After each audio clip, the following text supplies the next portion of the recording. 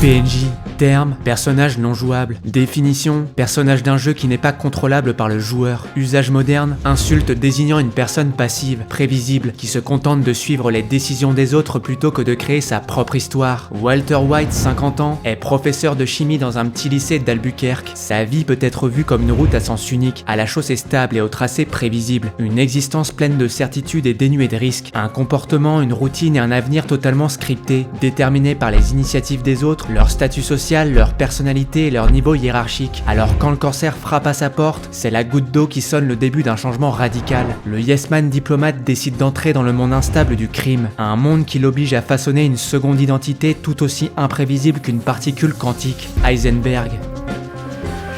Monsieur White! Astiquez, faut que ça brille!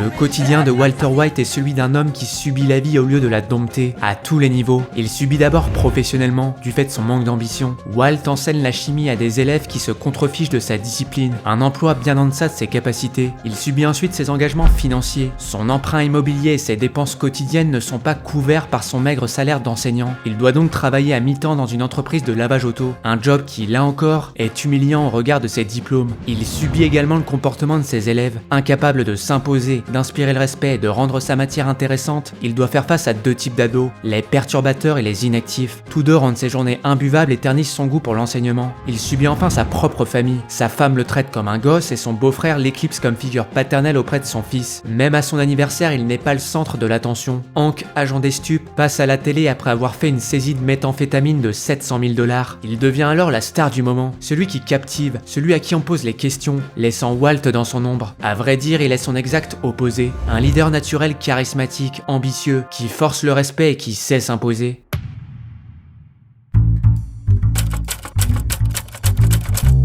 L'évolution de Walter White peut être analysée sous le prisme de la physique classique et quantique. La physique classique désigne l'ensemble des théories décrivant les phénomènes à l'échelle humaine et macroscopique. On y retrouve l'électromagnétisme, la thermodynamique et la mécanique classique. En physique classique, les objets ont des propriétés mesurables et des états prévisibles. L'essence même de la physique classique est son déterminisme. Si nous connaissons l'état d'un système, alors on peut prédire très précisément son avenir. Si ce van roule à vitesse constante et que je veux prédire l'heure à laquelle il arrivera à un point donné, eh bien j'ai juste besoin de sa position actuelle, de sa vitesse et de la distance restante à parcourir. C'est le principe même du GPS. À l'échelle des particules par contre, le raisonnement est différent. La physique quantique, qui se concentre sur les phénomènes atomiques et subatomiques, diffère de par sa nature probabiliste. À ce niveau-là, on ne prédit pas les événements, on prédit la probabilité qu'ils aient lieu. C'est là la distinction fondamentale entre les deux disciplines. L'une est prévisible et l'autre est incertaine. La première fois que les projecteurs sont braqués sur la vie de Walter White, on observe un quotidien répondant aux mêmes critères que la physique classique. Dès qu'on a connaissance de tous les paramètres de son existence, il devient alors très aisé de prédire les événements importants et futiles qui vont dicter son quotidien. On peut savoir à quelle date sa mensualité d'emprunt sera prélevée et quand il sera entièrement remboursé, à quelle heure il commencera ses cours et combien d'heures il devra travailler, quand il sera en vacances et pour combien de temps, quel cours il va enseigner et à quelle période de l'année, quel salaire il percevra le mois prochain et quelles évolutions de carrière il pourra espérer, quand il partira à la retraite et quelle pension il pourra toucher. On a donc là affaire à des revenus, des dépenses et un statut social totalement prévisible. Alors il est évident que ça lui apporte une forme de sérénité et de confiance en l'avenir, mais ça le prive de quelque chose de plus profond, le sentiment d'accomplissement. À court terme, ce sentiment résulte de la satisfaction éprouvée à l'issue d'un projet mené à bien. Il peut être financier, familial, associatif ou professionnel. Plus il est ambitieux, plus le sentiment est fort. J'ai eu cette promotion, cette augmentation, j'ai aidé tant de personnes, éduqué tant d'enfants. À long terme, le sentiment d'accomplissement devient quelque chose de plus puissant, de plus viscéral. Il désigne le niveau de satisfaction de tout ce que l'on a entrepris au cours de notre vie. Il est donc rattaché à notre identité propre, à notre estime de soi et à l'image que l'on a de nous-mêmes. Son importance et sa mesure dépendent de chaque individu. Pour la plupart des gens, une routine bien installée et des projets en cours suffisent à masquer un faible sentiment d'accomplissement. Mais cette préoccupation fait toujours un retour brutal lorsqu'une certaine échéance se profile.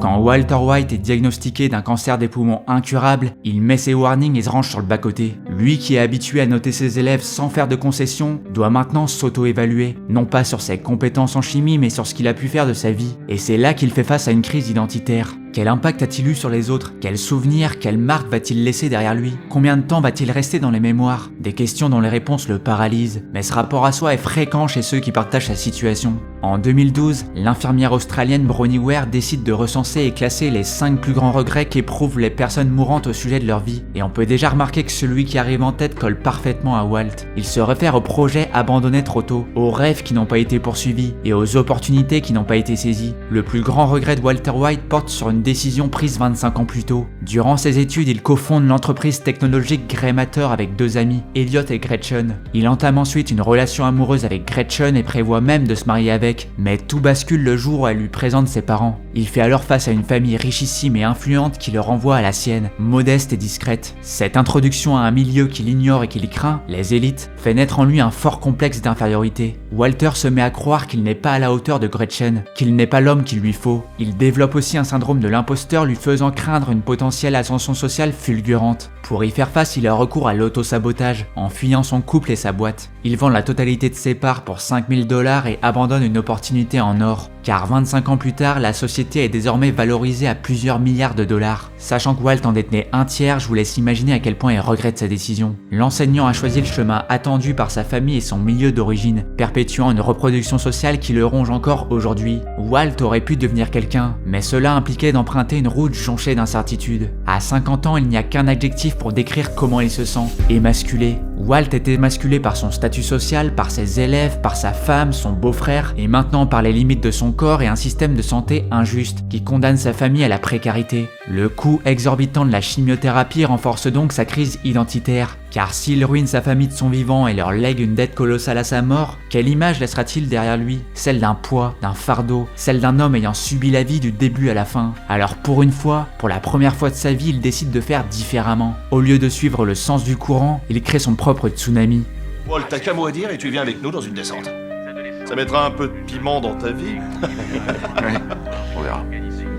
Alors que Walt participe avec Hank à une descente de la DEA contre des producteurs de meth, il remarque que l'un des fuyards n'est autre que Jesse Pinkman, l'un de ses anciens élèves. Hank lui fait ensuite un état des lieux de son laboratoire et c'est là que l'idée lui vient. S'allier avec Jesse pour concevoir et vendre de la meth. Son objectif est simple, générer suffisamment de revenus pour payer sa chimio et léguer un héritage à sa famille. En plus des enjeux financiers, ce projet répond aussi à sa crise identitaire. En devenant son propre patron dans un domaine où il pratique sa passion, Walter prend sa revanche sur l'erreur qu'il a commise en abandonnant Grey Matter. Il commence par voler de l'équipement scientifique à son lycée, puis il confie toutes ses économies à Jesse pour qu'il achète le camping-car qui leur servira de labo ambulant. Une fois le matériel réuni, notre duo s'isole dans le désert d'Albuquerque pour produire selon la méthode Walt. Dès leur première fournée, Jesse est stupéfait par la pureté du lot, qui devance largement tout ce qu'il a pu produire par le passé. Les deux hommes se répartissent les rôles. Walt a en charge la production, du fait de ses connaissances en chimie, et Jesse la distribution, du fait de son réseau et de sa connaissance du marché. Dès le début, rien ne se passe comme prévu. Jesse fait appel à 2 hommes pour redistribuer leur lot, Crazy 8 et Emilio. Mais les 2 dealers ont aperçu Walt avec la DEA au moment de leur arrestation. Ils le soupçonnent donc de faire partie de la police. Crazy 8 déjoue alors les prévisions de Walt et l'oblige à lui donner sa recette secrète. L'enseignant réalise alors qu'il ne peut pas survivre dans ce business sans prendre de risques. Il décide d'agir en utilisant la chimie. Du phosphore rouge et de l'eau chaude feront l'affaire. En quelques secondes, les actes de Walt causent un mort et un blessé grave. L'erreur de ces 2 hommes a été de considérer Walt comme le même homme prévisible qu'il était avant son cancer. Walt n'a plus rien à voir avec cet homme. En entrant dans le monde du crime, sa vie a adopté les mêmes caractéristiques qu'une particule quantique. La physique quantique s'appréhende de manière probabiliste. Le comportement des particules ne peut pas être prédit comme le comportement des objets au sens classique. On ne peut pas prédire la position d'un électron, mais seulement sa probabilité de présence dans une région de l'espace, décrite par sa fonction d'onde. Walt n'est plus l'homme qui se soumet à la moindre pression. Il peut négocier, se battre et même tuer, comme il peut baisser les yeux devant sa femme ou sa principale de lycée pour passer inaperçu. Sa manière de réagir aux critiques et aux menaces est donc totalement imprévisible, puisqu'il est impossible de dire s'il sera violent, diplomate ou s'il capitulera. En 1996, le psychologue américain George Simon publie un livre de référence sur les techniques de manipulation utilisées par les personnes abusives. Il y détaille les fondements et les raisons pour lesquelles elles sont si efficaces. Pour naviguer dans un monde du crime instable et dangereux, Walter emploie au cours de son ascension plusieurs tactiques pour obtenir ce qu'il veut. Ces tactiques sont au départ justifiées et inoffensives, mais plus l'implication de Walt dans le crime grandit, plus il se radicalise. Quand Walter White se lance dans son business souterrain, il ment de manière répétée pour maintenir sa femme Skyler dans l'ignorance. C'est là sa première technique de manipulation, réécrire la réalité. On peut classer ses mensonges sur cette échelle avec en abscisse le niveau de méfiance de Skyler et en ordonnée l'inventivité du mensonge, deux variables qui augmentent en même temps. Les premières absences de Walt ne sont que de quelques heures, ce qui n'alerte pas vraiment sa femme. Il prétend faire des heures sup pour justifier ses retours tardifs le soir et raconte s'être découvert une passion pour la marche pour expliquer ses absences le week-end. Bref, des mensonges simples, basiques, c'est-à-dire des mensonges qui ne font que couvrir la vérité, rien de plus. Mais plus les échéances se répètent et s'allongent, plus sa femme se méfie et plus il doit innover. Lors de ses premières productions, Walt se met à s'absenter des demi-journées voire des soirées entières. Pour anesthésier tout soupçon, il valorise l'ego de sa victime. Premier exemple, son lien avec Jessie. Les recherches de Skyler sur le jeune homme l'amènent à le suspecter de vendre de l'herbe à son mari. Après avoir été confronté par Skyler à ce sujet, Jessie en informe Walt, qui concocte un mensonge plus efficace que le déni. Avouer une faute moins grave que la réalité. En révélant à sa femme que ses soupçons étaient vrais, Walt lui donne la satisfaction d'avoir réussi à le percer à jour. Cette fausse confession booste son ego et apaise sa méfiance envers ses activités nocturnes. Le second exemple bien ficelé survient plusieurs cuissons plus tard. Qui dit augmentation de la production dit augmentation des absences. Motivé à décupler ses revenus, Walt comprend que les absences de quelques heures ne suffisent plus. Il lui faut plus de temps, du genre un week-end entier. Et c'est là que la victimisation intervient, un second moyen de manipulation qui vient en soutien au mensonge. Face au coût exorbitant des thérapies expérimentales dans le privé, Skyler propose à son mari une méthode alternative quasi gratuite pour combattre son cancer. Une méthode à base de massage, de méditation et d'herbes médicinales. Au départ sceptique, Walter réalise qu'il a là l'excuse parfaite pour s'isoler plusieurs jours. Il utilise alors la victimisation en exagérant ses souffrances, ce qui lui permet de justifier son changement d'avis. Il emploie également une forme de flatterie calculée, en donnant à nouveau raison à Skyler. Le fait que cette absence soit liée à son rétablissement lui évite toute critique et lui apporte même du soutien. Et le fait que l'idée de départ vienne de Skyler rend le mensonge indétectable. Walter obtient donc 4 jours seul grâce à ce tour de passe-passe, une durée d'absence longue, mais dont Skyler était au moins prévenu, car la situation suivante dans laquelle l'enseignant se retrouve s'avère être encore plus ingérable. Pour distribuer leurs marchandises, notre duo de cuistots est contraint de faire affaire avec le caïd Tuco Salamanca, un électron libre shooté à la mette et capable de tuer quiconque à coups de poing sur un coup de tête. C'est le spectacle auquel Walt et Jessie assistent lors d'un RDV Pro. Inquiet à l'idée d'être balancé, Tuco kidnappe alors les 2 témoins et les ramène en plein désert dans la maison isolée de son oncle Hector. Le vieil homme est gravement handicapé, il ne peut ni bouger ni parler, mais il peut écouter, et il entend Walt et Jessie comploter pour tuer son neveu. Après une lutte violente, Tuco termine avec une balle dans les entrailles tandis que Walt et Jessie partent se cacher après avoir aperçu un véhicule au loin. Hank, ayant enquêté de son côté sur le meurtre du garde du corps de Tuco, débarque sur le champ de bataille et termine le travail. Mais Walter se retrouve avec 2 jours d'absence à expliquer, une disparition qui, contrairement aux précédentes, est soudaine et inattendue. Un avis de recherche a en effet été lancé et toute la ville est au courant du cas Walter. Il doit donc trouver un mensonge qui ne l'incrimine pas et qui l'excuse même de sa disparition. La méfiance de Skyler est alors à son paroxysme, car son mari s'est volatilisé sans prévenir, et car elle venait de découvrir qu'il avait un second portable dont il lui cachait l'existence. Walter finit alors par trouver la solution miracle, le trouble psychotique bref. D'après le DSM, il s'agit d'une perte de contact avec la réalité d'une durée d'entre 1 jour et 1 mois, dans lequel le sujet est atteint d'au moins un des 4 symptômes suivants. Walter choisit le dernier. Il se déshabille en public et erre jusqu'à être arrêté et envoyé à l'hôpital. Ce genre de crise est plausible pour Walter, car elle peut être déclenchée par un événement stressant. Ici, le cancer lui sert de parfaite justification. Ce mensonge comporte là encore de la victimisation. Une victimisation qui fonctionne si bien que c'est son entourage qui finit par se sentir coupable de sa fugue. Coupable de ne pas avoir su cerner sa souffrance et de ne pas l'avoir assez écouté. Cette excuse est parfaite, car elle est si extrême que personne n'ose imaginer que quelqu'un puisse inventer une histoire pareille. On remarque donc une progression dans la capacité de Walter à utiliser l'empathie de son entourage envers sa maladie. Ces 2 derniers mensonges démontrent la naissance d'une forme de cynisme chez Walt, qui est prêt à utiliser son cancer pour se couvrir. Et ce parcours de manipulateur ne fait que commencer.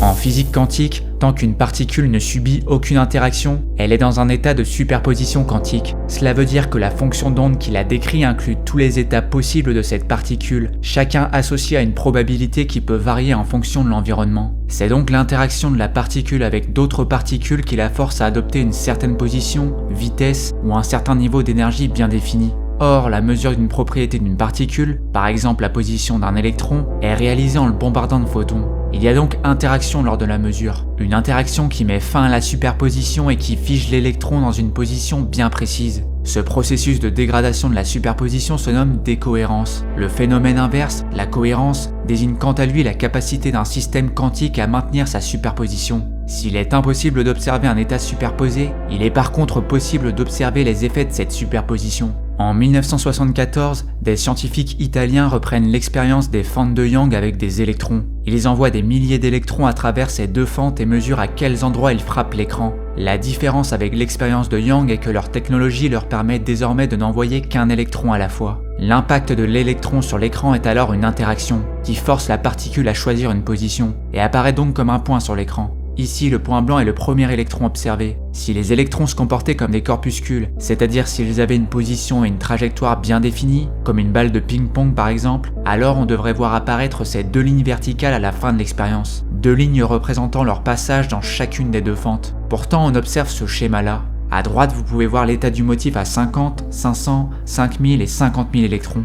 Ce motif nous indique la présence d'interférences au moment du passage dans les fentes, des interférences similaires à celles d'une onde. Là, vous avez une représentation vue du ciel de ces interférences. À notre échelle, on pourrait observer le même phénomène sur la surface d'un lac. Si par exemple je reprends la paroi à double fente et que je lâche un caillou à sa gauche, eh bien les vaguelettes vont reproduire les mêmes interférences lorsqu'elles passeront dans les fentes. Ces interférences sont la preuve de la superposition des deux trajectoires possibles. Ici la fente A à 50% et la fente B à 50% également. Mais elle ne signifie pas pour autant que l'électron passe physiquement par les deux fentes à la fois. Si l'électron était vraiment une onde étalée dans l'espace, alors on pourrait détecter sur l'écran des fractions d'électrons, chacun doté d'une fraction de l'énergie totale de l'onde. Or là, ce n'est pas ce qu'on observe. On ne mesure que des électrons entiers, jamais de fragments d'électrons. Ce n'est donc pas l'électron qui passe à travers les deux fentes et interfère avec lui-même. C'est l'amplitude de probabilité de ces trajectoires qui le fait, une amplitude décrite par sa fonction d'onde. C'est cette amplitude qui détermine les franges lumineuses, c'est-à-dire les positions dans lesquelles l'électron peut apparaître sur l'écran. Si maintenant on place un détecteur au niveau des fentes pour déterminer par où passe chaque électron, eh bien on constate qu'ils passent tous dans une seule des fentes à la fois, la moitié du temps dans A et l'autre moitié dans B. On obtient alors ce schéma. Il nous montre très clairement que nos mesures ont détruit la superposition des électrons lors de leur passage dans les fentes, et ont par la même occasion mis fin aux interférences. L'expérience de Young et les contributions théoriques des physiciens quantiques du début du XXe nous révèlent donc une chose importante. En physique quantique, l'observation n'est jamais neutre. Elle influence l'état du système mesuré. Il en va de même pour Walter White. Tant que personne n'interagit avec lui, il vit dans une superposition de deux identités opposées. La première est Monsieur White, le professeur sans histoire, et la seconde est Heisenberg, le baron de la drogue impitoyable. Comme pour l'électron, l'observateur fige Walter dans l'une des deux identités lorsqu'il interagit avec lui. Là où les positions possibles de l'électron sur l'écran étaient le résultat des interférences passées, les deux identités que Walter White peut adopter sont elles aussi le produit de leurs relations passées. Car avant toute interaction, Monsieur White et Heisenberg interfèrent constamment entre eux. Le meilleur exemple est son traitement de Crazy 8 lorsqu'il le prend en otage. Après un pile ou face perdu avec Jesse,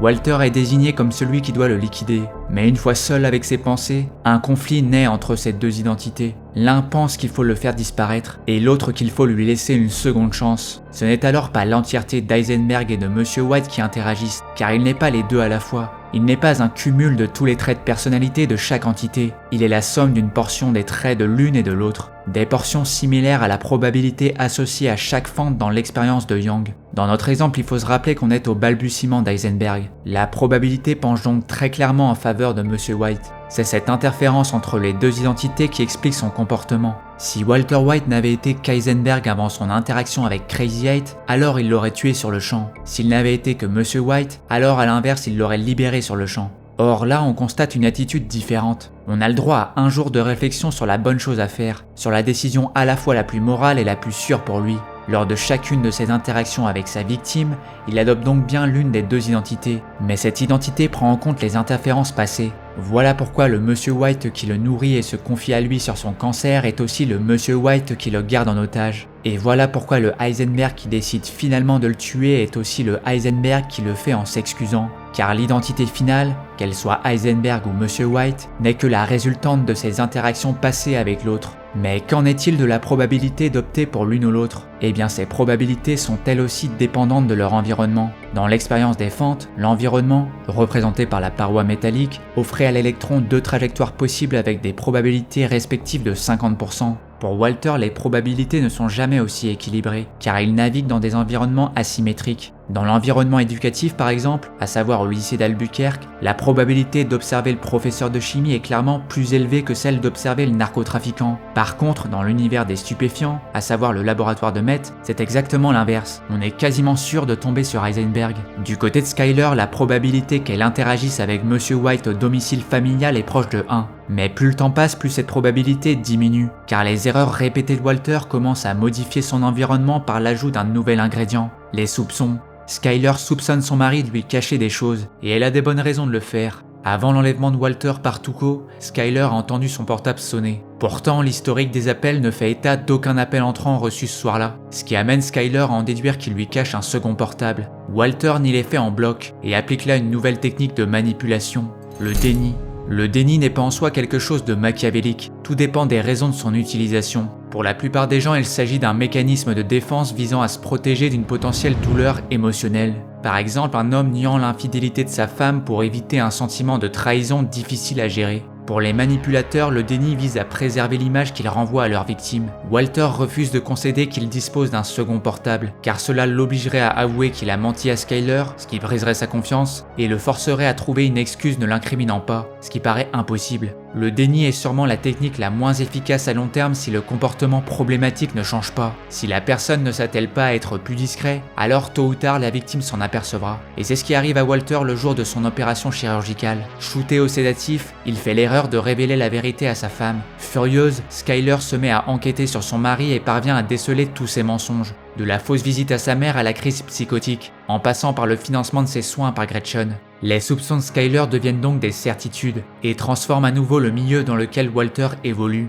Après avoir obtenu ses aveux, elle lui tend les papiers du divorce, et interagit pour la première fois avec Heisenberg, un homme sans scrupules, qui ne voit évidemment pas ses activités criminelles comme problématiques. Pour se justifier, il emploie la minimisation et la rationalisation. Généralement, elle participe à la résolution d'un conflit interne chez l'individu, le but étant d'atténuer le sentiment de culpabilité lié à une mauvaise action, c'est-à-dire à se donner bonne conscience. Pour les personnes comme Walter, elles servent à résoudre un conflit externe avec sa victime. Ici, il s'agit de persuader Skyler du manque de gravité et de la logique derrière ses décisions radicales. Il dit d'abord qu'il est simplement producteur et non distributeur. C'est un peu comme dire « je me prostitue pas, je suis juste proxénète ». Walter participe quand même à un marché qui cause violence et insécurité, et qui brise des amitiés et des familles entières. L'autre souci de sa minimisation, que Skyler ne peut pas savoir à ce moment, est que la meth produite par Walter est la plus pure du marché. Cela veut dire qu'elle est beaucoup plus addictive que celle de ses concurrents. Il fait donc grimper par son travail les quantités consommées par personne, augmentant in fine les overdoses et donc les morts liées à ce commerce. Il entre aussi dans la rationalisation, en justifiant son choix par la volonté de payer sa chimio, une explication qui pourrait être largement recevable s'il n'était pas ami avec un couple de milliardaires, car c'est là tout le problème. Les Gretchen lui ont proposé de prendre en charge tous ses soins, mais Walter a refusé par souci d'ego. Son second argument est de léguer un héritage à sa famille,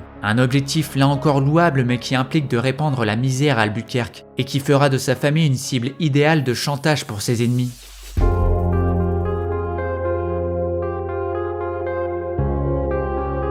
Outre Skyler, Jesse est lui aussi victime de l'ambition de Walter. Le travail du chimiste ne peut pas se faire seul ou à 1,5. Il faut au moins 2 personnes à 100%. Or, une partie du duo ne l'est pas, car Jesse s'est enlisé dans la meth et vient d'entraîner avec lui sa copine Jen qui, en retour, l'introduit à l'héroïne. Gus Fring propose à Walt 1,2 million de dollars en échange de 80 kg de meth à livrer 1 heure plus tard à un endroit précis. En cas de retard, la transaction est annulée. Complètement shooté à l'héros, Jesse ne peut assurer la livraison et c'est donc Walt qui s'en charge, l'obligeant à rater la naissance de sa fille. Une fois la somme reçue, Walter refuse de donner sa part à Jesse, craignant qu'il meure d'une overdose avec une telle somme entre les mains. En réponse à cela, Jen menace de tout révéler à la police. Walt est donc contraint de lui rétribuer l'argent, mais Jen reste un danger, puisqu'à tout moment elle peut lui faire du chantage. Le soir même, Walt se rend chez Jesse pour le raisonner. En secouant Jesse, celui-ci bouscule Jen et la déplace sur le dos. Quelques instants plus tard, elle se met à vomir. Walter n'a alors juste qu'à la décaler sur le côté pour éviter une tragédie, mais il s'abstient.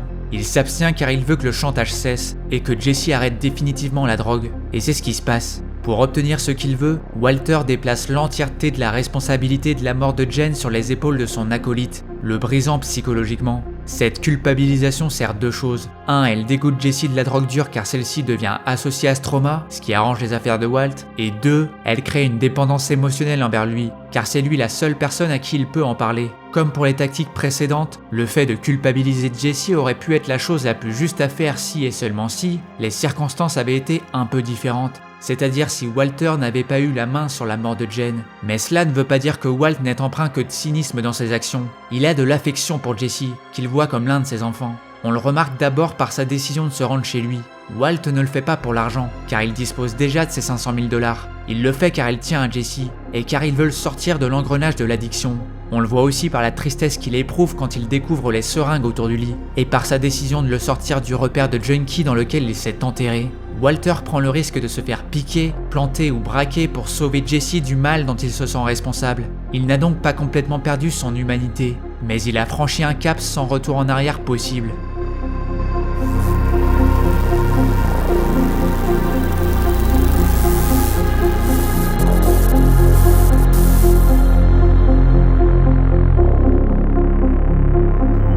À qui est-ce que tu parles en ce moment? Qui est-ce que tu crois que je suis? Plus je côtoie Heisenberg, moins j'en sais sur Monsieur White. Et plus je côtoie Monsieur White, moins j'en sais sur Heisenberg. La raison est que leurs traits de personnalité forment une symétrie qui ne peut s'imbriquer, une opposition qui les empêche de coexister. Comme deux mêmes pôles d'un aimant, chaque trait de personnalité d'une identité repousse les traits de l'autre et brouille l'observateur. Une dualité qui provient des découvertes du physicien à l'origine du surnom de Walt, Werner Heisenberg. Ce physicien allemand du XXe siècle est celui qui a donné naissance au principe d'indétermination quantique. Ce principe stipule qu'il est impossible de connaître simultanément la position et la quantité de mouvement exacte d'une particule, car plus la mesure de la position d'une particule est précise, moins celle de sa quantité de mouvement l'est, et inversement. Quand vous prenez l'équation d'Heisenberg, on constate bien qu'augmenter la précision des deux variables, c'est-à-dire ici réduire les deux incertitudes, nous conduit mécaniquement à un niveau d'incertitude inférieur à la partie droite de l'équation, ce qui est impossible. Nous ne pouvons donc connaître avec une grande précision qu'une seule des deux variables. Et ceci n'est pas lié à un manque d'efficacité des instruments, il s'agit en réalité d'une propriété fondamentale des particules quantiques. Elles ne disposent pas simultanément de position et de quantité de mouvement bien définies. Les deux identités de Walter répondent à cette logique, en plus de la superposition déjà établie. Elles sont si opposées qu'il est impossible de connaître parfaitement les deux à la fois. L'un des hommes est ambitieux quand l'autre est modeste, l'un est tenace quand l'autre est impuissant. L'un ordonne et décide quand l'autre se tait et suit les décisions des autres. Si je ne côtoie que le baron de la drogue, alors je vais être témoin de son ambition démesurée, de son cynisme, de son chantage émotionnel et de ses manipulations, ce qui m'éloignera des traits de Monsieur White et réduira ma capacité à le comprendre. A l'inverse, si je n'ai affaire qu'au père de famille ou au professeur de chimie, alors j'aurai accès à quelqu'un de vulnérable, d'à l'écoute, à quelqu'un de compréhensif cherchant toujours les compromis. Qu'est-ce que Flynn peut apprendre de la personnalité d'Heisenberg en côtoyant un homme tendre et sensible? Et qu'est-ce que les hommes de Tuco peuvent apprendre de Monsieur White en côtoyant un homme capable d'utiliser le suicide collectif comme outil de négociation? Eh bien rien du tout. Car plus ils fréquentent une seule et même identité, moins ils peuvent prédire les caractéristiques de l'autre. Skyler est la première victime de cette indétermination des identités. Ne côtoyant qu'un Monsieur White effacé qu'elle parvient à contrôler, elle est incapable de mesurer l'impact d'Heisenberg sur le monde, et surtout sur elle. Dans chacune de leurs confrontations, elle est en retard sur ce dont il est capable. Quand elle découvre tous ses mensonges, elle s'imagine qu'il vend juste une drogue douce comme le cannabis, alors qu'il produit en réalité de la meth. Quand elle prend connaissance de cela, elle s'imagine que ses seuls crimes sont de produire de la drogue et de blanchir de l'argent, alors qu'il a déjà assassiné des concurrents. Quand elle comprend qu'il est à l'origine de la mort de plusieurs personnes, elle s'imagine que les victimes n'étaient que de grands criminels, alors qu'il a laissé mourir Jen et commandité le meurtre de Gail. À chaque fois, la réalité est plus grave que ce qu'elle avait anticipé de lui. De manière générale, elle le voit donc comme une victime du milieu de la drogue, car elle reste cantonnée à l'identité Monsieur White, au lieu d'accepter la réalité d'Heisenberg. On constate cette différence de perception quand elle lui dit qu'il n'est pas un criminel endurci et qu'il est dépassé par les événements. Elle transpose alors les traits de personnalité de Monsieur White à Heisenberg, ignorant totalement la nature de cette seconde entité. En résumé, le jugement de Skyler est comme un instrument de mesure quantique. Il est lui aussi limité par les règles qui régissent la particule Walter White, et il est donc lui aussi contraint de sonder avec précision une seule des deux identités, passant complètement à côté de l'autre. Skyler ne connaît rien d'Heisenberg, alors que c'est lui qui, par ses agissements, la met dos au mur. On le constate lors de la fameuse affaire Teddy. Alors que son patron refuse de rembourser le fisc d'une dette importante, Skyler réalise qu'un procès de l'IRS pointera forcément les projecteurs sur la comptable de l'entreprise, et une enquête plus poussée de leur part risquerait de révéler la nature des revenus illégaux de Walter, et ainsi briser leur famille. Elle ne peut donc pas se contenter du choix de Ted, et décide d'envoyer des hommes pour lui faire pression. Durant cette confrontation, le chef d'entreprise trébuche sur son tapis et se blesse gravement. Se sentant responsable de l'accident mais tenu de tout garder pour elle, Skyler perd les nerfs auprès de sa sœur. Surprise d'une telle réaction, Mary rend visite à Walt pour obtenir des explications. Walt craint alors que l'état émotionnel de Skyler la conduise à révéler à Mary ou à la police des choses sur ses activités. Pour éviter cela, elle décide d'inverser les rôles de victime et de bourreau en la diabolisant. C'est là une technique très utilisée des manipulateurs. L'objectif est d'isoler la victime de son entourage pour que ses futures accusations soient minimisées voire remises en cause. Walt est l'unique responsable de toute cette affaire. C'est lui qui s'est lancé dans la production de meth, qui a menti, manipulé et mis en danger Skyler, ce qui l'a poussé à le tromper pour se venger. C'est aussi lui qui, indirectement, l'a forcé à intimider son patron pour protéger sa famille. Sans cette pression provenant du business de son mari, Skyler ne se serait jamais sali les mains et aurait laissé couler l'entreprise de Ted. Pour diaboliser Skyler, Walt veut informer sa sœur de son infidélité, mais il doit être prudent. Il dit d'abord à Mary que l'état de Skyler est lié à l'accident de Ted, ce à quoi Mary lui répond que ça n'est pas suffisant pour expliquer sa détresse émotionnelle. Walt lui rétorque alors avec cette question parfaitement calibrée. Ce court échange démontre la capacité de Walter à masquer ses intentions. À aucun moment il ne s'énerve ou ne force la révélation, car cela laisserait entendre qu'il veut nuire à Skyler et contredirait le rôle de victime qu'il veut endosser. Il fait donc croire à Mary 1. Qu'il pensait qu'elle savait, et 2. Qu'elle est arrivée à cette conclusion par elle-même. Il se met en plus à défendre Skyler en minimisant son aventure avec Ted. Walter supplie enfin Mary de ne rien dire à Hank. Là encore, il n'y a rien de sincère dans ses propos, et tout est fait pour rendre crédible sa nouvelle version de la réalité. Walt savait très bien avant d'ouvrir la bouche que tout ce qu'il confierait à Mary serait répété à Hank. On distingue donc la subtilité avec laquelle il retourne la situation et devient la victime de leur relation abusive, alors que depuis le début, c'est bien Skyler qui subit les choix de son mari.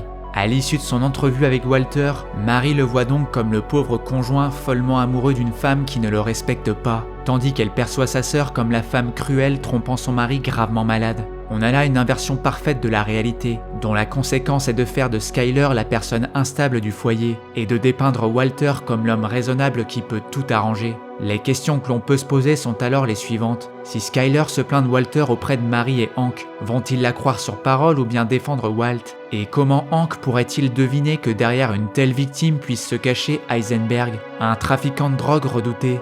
Je ne suis pas en danger, Skyler. C'est moi le danger. La diabolisation que l'on vient d'étayer était exercée au domicile familial, par un Heisenberg se faisant passer pour Monsieur White. Mais qu'en est-il de ces manipulations dans le monde du crime? De quoi se sert-il et jusqu'où est-il prêt à aller? Nous en avons la réponse lors de son conflit avec Gus. Le trafiquant veut l'écarter des affaires et le remplacer par Jesse, une personnalité plus facile à contrôler. Le problème de Gus est que s'il abat Heisenberg, Jesse refusera de produire pour lui. Il cherche donc d'abord à monter le jeune électron libre contre son ancien associé. Il compte aussi faire descendre Hank, qui est sur le point de découvrir le labo, et il menace la famille de Walter quand il s'y oppose. Heisenberg se doit donc de trouver une riposte inventive pour éviter le pire, car il sait que s'il ne liquide pas Gus, c'est lui et Hank qui passeront à la trappe. Il sait aussi que seul Jesse peut s'approcher de l'homme d'affaires pour l'exécuter. Mais comment le convaincre de passer à l'acte sachant que c'est Gus qui le paye et qui lui promet un avenir glorieux? Comment renouer du lien avec Jesse quand celui-ci le soupçonne de travailler pour la DEA? En trafiquant la réalité, et de manière encore plus subtile que précédemment, Heisenberg exploite cette fois-ci les sentiments de Jesse pour Andrea, ainsi que sa complicité naissante avec son fils de 7 ans. Ces actes le conduisent à être soupçonné par Jesse, des soupçons qui font partie intégrante de son plan machiavélique. Pour convaincre Jesse, Heisenberg le guide vers un raisonnement qu'il a écrit pour lui. Ce raisonnement s'ancre d'abord sur un mensonge bien précis que Jesse doit croire, Brock a été empoisonné avec de la ricine. C'est là la première étape cruciale de ce chemin tracé d'avance. Pour atteindre son objectif, Heisenberg empoisonne Brock avec une baie toxique non létale, l'envoyant à l'hôpital, et fait retirer la cigarette de ricine du paquet de Jesse. Une fois ce mensonge considéré comme une vérité, une question subsiste. Quelle technique de manipulation utilise-t-il comme soutien à ce mensonge ? Au départ, je pensais à la diabolisation, comme moyen de faire de Gus Fring un monstre, mais j'ai vite abandonné l'idée, car comment diaboliser quelqu'un capable d'ordonner le meurtre d'un enfant ? Ensuite, j'ai pensé au gaslighting, c'est-à-dire au fait de faire douter quelqu'un de ses convictions, de ses souvenirs et de sa propre santé mentale pour le contrôler. Mais là encore, au moment de la confrontation, l'opinion de Jesse sur Gus est déjà très négative. Il n'a donc pas besoin d'être manipulé pour croire que Gus est capable du pire, car il le pense déjà. Mais alors qu'est-ce qu'il reste ? La victimisation ? Je crois pas non plus, car Jesse sait que même Heisenberg n'est pas assez cruel pour tuer un enfant. Non, ce qui rend la manipulation d'Heisenberg si intelligente et si efficace est qu'il utilise la vérité comme soutien au mensonge. Voici les 2 vérités dont il se sert. 1. Walter n'empoisonnerait jamais un enfant mortellement. Et 2. Gus Fring, lui, est assez diabolique pour le faire. Jesse ne peut pas nier ces affirmations, car il connaît le passé des 2 protagonistes. Ces 2 vérités, couplées au mensonge précédent, agissent donc comme des ponts logiques, permettant à Jesse de construire le raisonnement voulu par Heisenberg, à savoir celui l'amenant à accuser Gus d'avoir tenté de tuer Brock. Le comportement d'Heisenberg franchit donc un seuil dans l'immoralité de par ses conséquences. Envoyer un enfant à l'hôpital, faire vivre un enfer émotionnel à Andrea, qui craint la mort de son fils, et à Jesse, qui s'en sent responsable. Si au final Jesse ne parvient pas à liquider Gus, c'est tout de même lui qui donne à Heisenberg l'information cruciale à l'origine de la ruse qui y parviendra. Car comme le dirait Jesse, Heisenberg est plus intelligent, plus machiavélique, mais il est surtout beaucoup plus chanceux. Dites mon nom. T'es Heisenberg. Et comment que c'est moi ?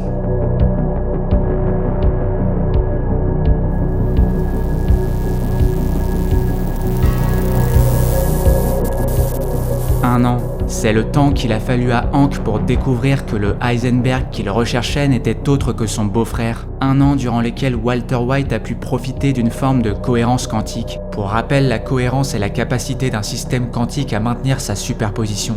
Cette cohérence nécessite l'absence d'interaction avec d'autres particules, car toute interaction prolongée détruit la superposition et force la particule à adopter l'un des états possibles. C'est ce processus menant à la disparition de l'état superposé que l'on nomme décohérence. Walter White dispose d'attributs quantiques car il est effacé, invisible, et car ses interactions sont limitées même quand il est entouré. En semaine, pendant ses cours, très peu d'élèves participent. Le week-end, lors de ses phases de production, il s'isole dans le désert ou au labo. Et le soir, depuis sa séparation avec Skyler, il se niche seul dans son appartement. C'est cette distance avec les autres qui l'aide à les maintenir dans l'ignorance. Une distance qui lui permet de bénéficier de la superposition de ses 2 identités et de l'indétermination simultanée de leurs caractéristiques. 2 propriétés qui le rendent imprévisible et lui offrent toujours un coup d'avance sur ses adversaires. Alors quand Hank découvre sa double identité, il menace de braquer les projecteurs de la police et de la société tout entière sur lui. Pour l'empêcher de faire disparaître ses propriétés quantiques, Walter White déploie tout un arsenal de manipulation.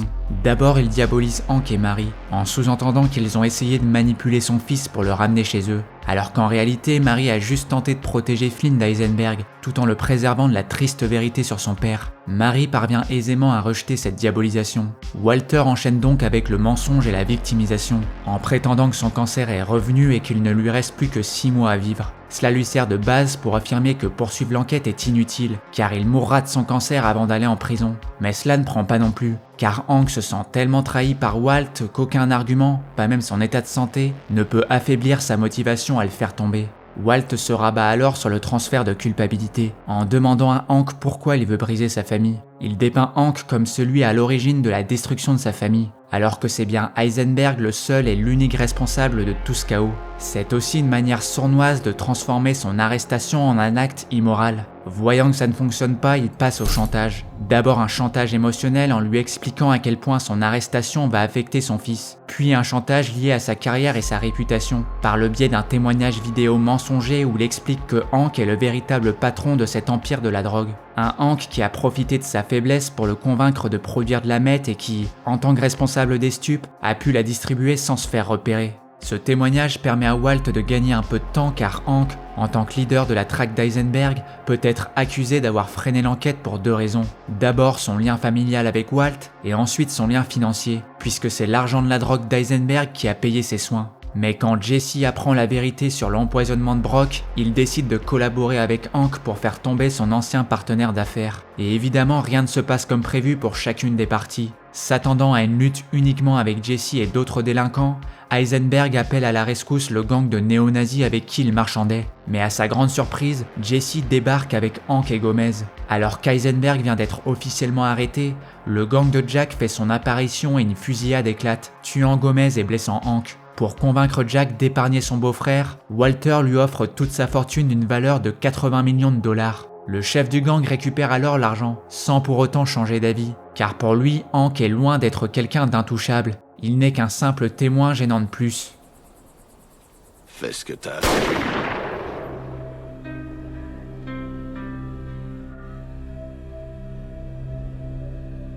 Tout ça pour ça.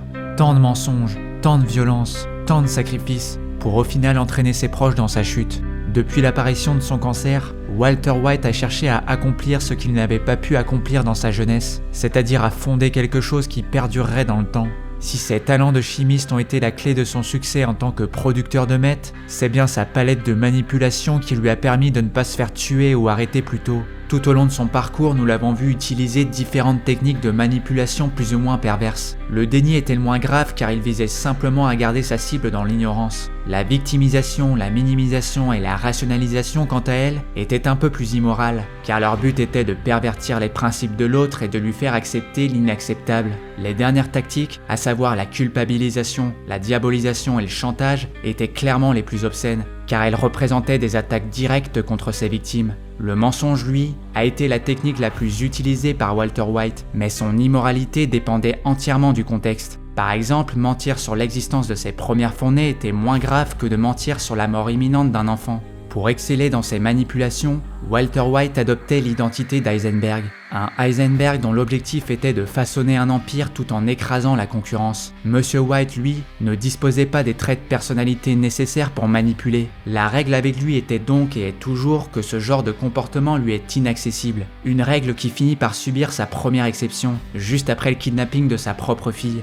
Alors qu'il change la couche d'Ollie, elle prononce le mot maman. Cette simple interaction fige Walter dans l'identité de Monsieur White. Un Monsieur White qui se rend compte à quel point Heisenberg a pris le contrôle de Walter et l'a éloigné de sa famille. C'est en tant que Monsieur White qu'il décide de faire marche arrière. Il dépose sa fille dans une caserne de pompiers et appelle sa femme pour lui éviter un avenir derrière les barreaux. Car si c'est vrai que Skyler a fait tout son possible pour convaincre son mari de stopper ses activités illégales, c'est aussi vrai qu'elle l'a aidé à blanchir de l'argent. C'est de ce genre de crime que Monsieur White veut l'exonérer auprès de la justice. Voilà pourquoi elle décide de manipuler la police. Si Heisenberg se faisait parfois passer pour Monsieur White afin de jouer la victime et obtenir de la sympathie autour de lui, eh bien pour la première fois nous sommes témoins de la situation inverse. Monsieur White décide de se faire passer pour Heisenberg. Sachant qu'il est écouté par la police, il ment pour disculper sa femme. Il prétend qu'elle ne l'a jamais aidé dans quoi que ce soit, qu'elle ignorait quasiment tout de ses activités, et termine la conversation en la menaçant de mort. Monsieur White devient donc l'auteur de la seule manipulation moralement justifiée. 3 choses rendent ce coup de fil mémorable.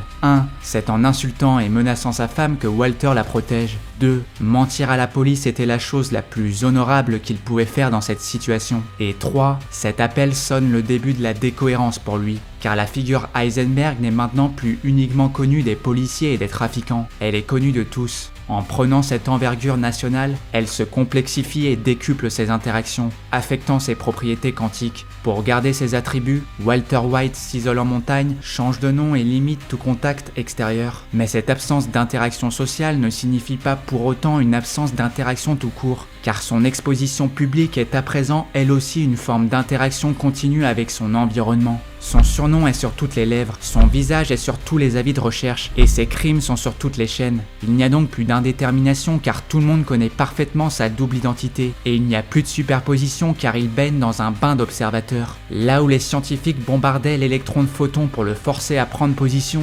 ici les médias viennent de mettre en lumière la double vie de Walter, l'obligeant à adopter une identité propre. Il en résulte un Heisenberg hybride gardant des traces de Monsieur White, un homme qui sait à présent qui il est.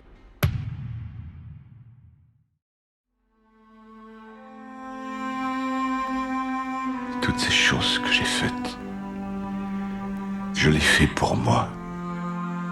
Pendant tout son règne, Walter White a menti, intimidé, blessé et tué pour préserver son empire. Pour éviter tout problème de conscience, il s'est convaincu qu'il agissait pour une cause noble, à savoir pour mettre sa famille à l'abri. Ce n'est qu'après avoir été définitivement rejeté par son fils qu'il accepte enfin la réalité sur ses motivations. Tout ce qu'il a entrepris, il l'a fait pour lui.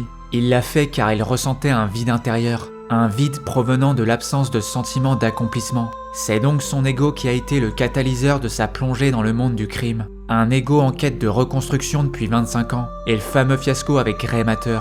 Cet ego-là est devenu à la fois le moteur et le premier bénéficiaire de son ascension, mais il finit ironiquement par devenir la cause principale de sa chute. À plusieurs reprises, Heisenberg aurait pu disparaître dans l'anonymat avec une fortune, mais il ne l'a jamais fait. Il ne l'a jamais fait car nourrir son ego était entre-temps devenu son addiction, et car son obsession de réussite ne s'est jamais éteinte. C'est cet ego qui l'a conduit à remettre Hank sur sa piste et à marchander avec des criminels sans scrupules. Deux camps opposés mais bien à l'origine de sa déchéance. Alors maintenant qu'il est démasqué, il se doit de faire des adieux. D'abord aux Schwartz, en les forçant à transmettre sa fortune à Flynn, puis à Skyler, à qui il révèle l'emplacement des corps de Hank et Gomez, et enfin à Holly, qui l'enlace une dernière fois. Avant de partir, il souhaite quand même rendre justice à Hank, et s'il peut emmener Jesse au fond du trou avec lui, il ne s'en privera pas. Mais quand il le confronte une dernière fois, toutes ses certitudes sont balayées. Il fait alors face à un homme détruit physiquement et mentalement, à un homme qui vit un enfer depuis 1 an, un enfer dont Heisenberg se sent responsable. Car oui, Jesse n'est pas n'importe qui à ses yeux, c'est la seule personne à laquelle Heisenberg s'est attaché, la seule personne qui a cru en lui quand il n'était rien, la seule personne qui lui a été loyale au point d'en risquer sa vie, et la seule personne qui a menti, intimidé, blessé et tué pour lui. Alors peu importe qui a trahi qui en premier, qui a fait le plus de mal à l'autre, Jesse est et restera le seul et l'unique ami qu'Heisenberg ait jamais eu, un ami pour lequel il est prêt à tout, y compris à prendre une balle. Mark Twain a écrit « Les 2 jours les plus importants de ta vie sont le jour où tu nais et le jour où tu découvres pourquoi ». À 50 ans, Walter White a compris ce à quoi il était destiné. Le labo a fait de lui qui il est, donc il est naturel qu'il rende son corps au labo. Dans ses ultimes instants, il échange un dernier regard avec l'homme qui l'a fait vivre alors que son corps était en train de mourir. Et il prend son dernier souffle dans le lieu emblématique de l'activité qui l'a fait renaître. J'ai aimé ça. J'étais doué pour ça. Et je me sentais vivant.